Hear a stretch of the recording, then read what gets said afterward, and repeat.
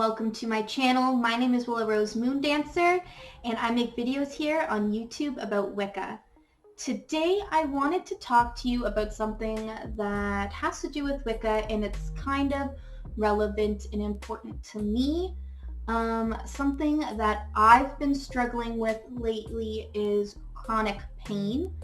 It hasn't been diagnosed yet, and I fully understand that it is not nearly as bad as what most people with chronic pain go to, but nonetheless, it is a pain that I have been dealing with constantly for at least the last 3 months. I recently actually just got a brace, and I find that, and by recently I mean just like 2 days ago. And I find that it is helping. I don't really like how tight it feels on me, but it's helping. I'm going to be seeing a doctor about it soon, hopefully, but doesn't matter. Not totally relevant. What I'm going to be talking about today, though, is how you can still do your practice despite having to go through chronic pain or chronic illness. So first I'm going to talk about what defines chronic pain and chronic illness. And then we'll go into how it can affect your energy levels. And then we'll talk about how you can continue to do any energy work despite these issues. So chronic pain is defined typically by pain that lasts for more than 3 months, and it can progressively get worse and it can reoccur intermittently. So I find with my wrist pain, it's predominant in my right hand. It's been happening since at least November. And November it was really, really bad. And December it was bothering me a lot less. I still noticed like the pain every morning, and if I used my wrist too much, it would hurt. But as long as I was kind to myself and I didn't overwork myself too hard, I was okay. And then January was good for most of it, and closer to the end it has started getting kind of really bad again, and it hurts really bad even when I just wake up and I haven't done anything with it, and it stays like that for the whole day. So that is my example of chronic pain.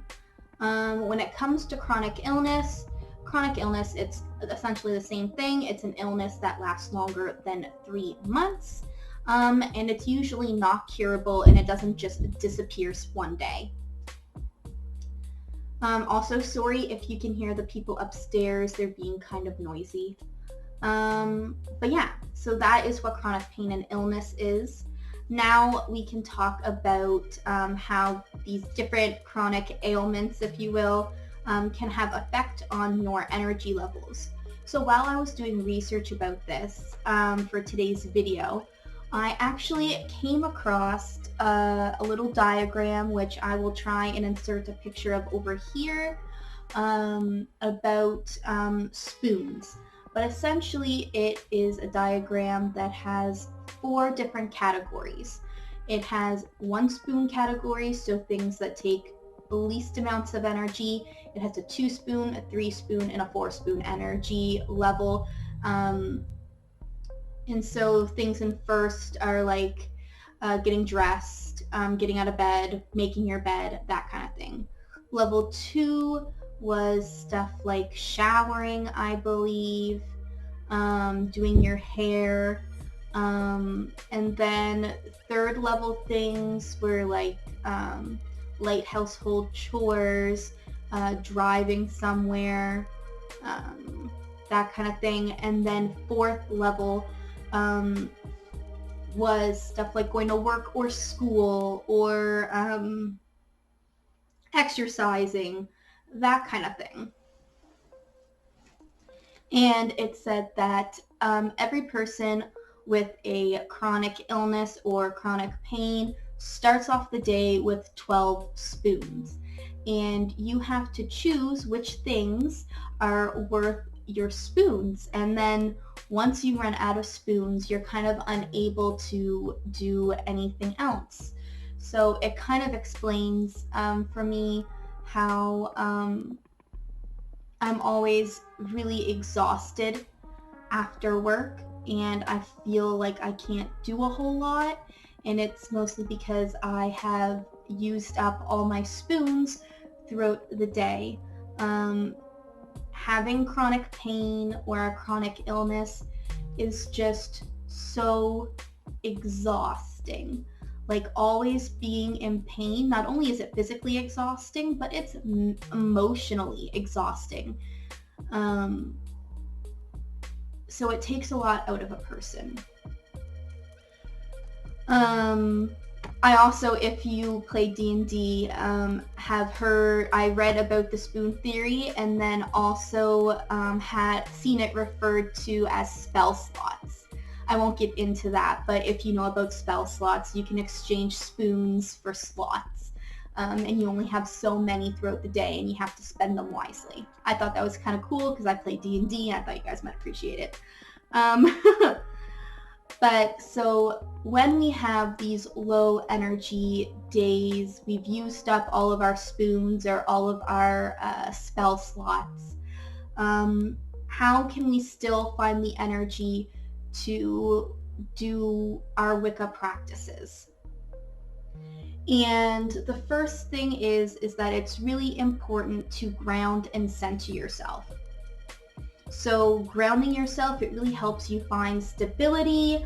It shakes off any unwanted energies, and centering yourself really takes the energy that you're needlessly investing into other things and bringing it back into investing into yourself. It's important to note that obviously this only aids your chronic illness or chronic pain. It's not going to make it completely better, but it can help. And then after you're grounded and you're centered, you can draw energy from outside sources. So a lot of the time when we're doing ritual work or spell work, we create our sacred circle and we take our personal energy and lift it and fill up our sacred circle with it. Instead of using up all of your energy, which you might not have given your circumstance, you can actually channel other sources of energy. So if you're just starting off, you might want to start with channeling energy from the moon, the sun, crystals, the elements. If you're more advanced, you might start to channel energy from other people, deities, spirits, other entities. But obviously you need to have consent from these beings and people. You can't just take it from them. That to me would not be white kind magic and it would be harming others.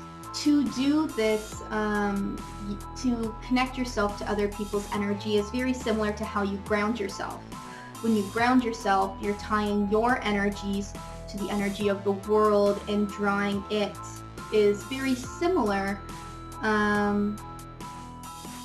But instead of tying your energies to the earth, you're tying your energies to the source that you're trying to share energy with, to get energy from. And it's really important that when you are done using that source's energy, that you show them your appreciation. So if you're using crystals, one might want to, cleanse your crystal afterwards. If you're using the moon, you might want to do some sort of thank you to the moon. You might want to, it was very traditional to do 3 kisses to the new moon. It's even in our read, so that might be a way to show appreciation to the moon. If you're using energy from a spirit or a person, you might want to leave out an extra meal at your table or something like that for the spirit or the entity. And if it's an actual person, you know that person, you can thank them in your way that they would appreciate it.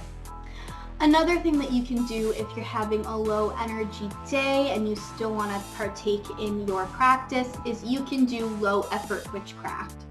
So some examples of this would be sigils. If you want to know more about those, I will leave a link up here for you on that. You can also practice visualization, which is really important for a lot of spell work, so it's good to practice. You can do a jar spell, which I love those. If I have a video about it, I will attach it up here. I can't quite remember if I do or not, but I will definitely check. You can do kitchen magic, so if you're already taking the time and energy to cook yourself a meal or to make yourself a tea or something like that, you can take just a little bit of extra time to infuse that with any magical intentions that you have. You could do some reading of a Wicca book or something along those lines. You can use your technology to help your path. So you could enchant a playlist to help you feel a certain way when you listen to it. You could fill in your online grimoire. Some people like to use Tumblr, some like to use Pinterest, or if you just have a running Google Doc, you could do that. And then you can also spend time with your various altar tools, divination tools, really get to know your tarot deck and your crystals and connect deeper with them. And one last thing before I wrap up this video is that it's important to remember that some days you're just not going to have the energy regardless of what you do. It doesn't matter if you ground yourself, center yourself. It doesn't matter if you are using the energy from another source. There's just some days that are going to be hard.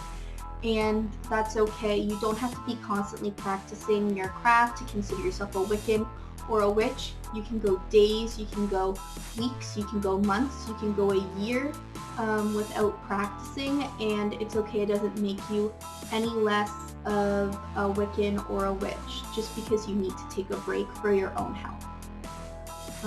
But yeah, that is all I have for today's video. I hope you enjoyed. Make sure you check out my Instagram at Willow Rose Moon Dancer so you can stay up to date with me and my everyday life. Make sure you leave a like down below if you like videos like this one. And lastly, don't forget to subscribe because I make videos every Tuesday, every Thursday, and every Sunday. And until next time, blessed be.